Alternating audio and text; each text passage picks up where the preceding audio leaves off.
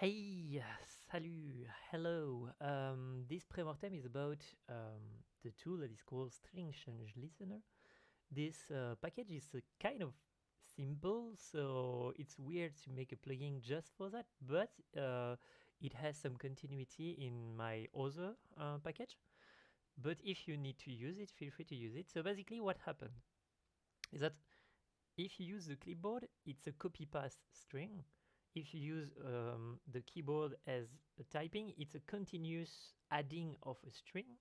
If you use your vocal implementation, the software that is translating your voice to text will just take some text and add them like a small part of text one after another one. So there is plenty of situation where a complex technology can be resumed to a string that is continuously changing, totally or by small part. And what happened is that I am confronted to that every day for the moment. And that's why I've done this small package that allow me to have a block string mono, a continuous string mono, and a continuous char string mono. And basically what they do is as simple as just record the state of me adding some part and triggering a string change abstract that is just an abstract class that remember the previous state and the new state. And with that, it allows you, for example, here just to track if this change has been done. That's stupid. That's easy.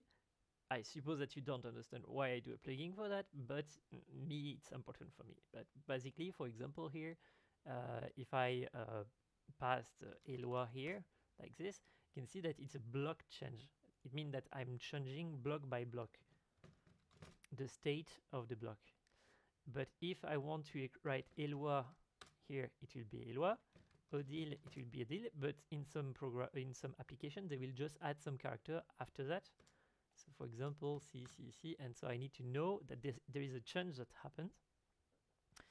And same here, continuous char, it's the same idea, but just with some char. So the fact that you can add plenty of char, but you have the size.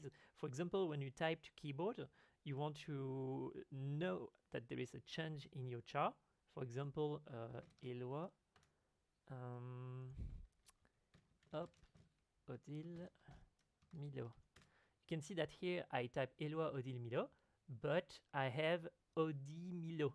So I have the 10 last character of what has been typed. Because when you type to the keyboard, you just want to know what is the change of the last part of it.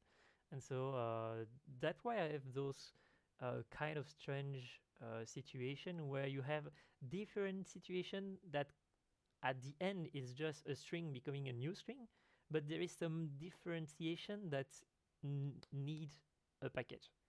So yeah, a long video just to explain that you have a string listener, but if you need it, feel free to take the code and check how I've done it.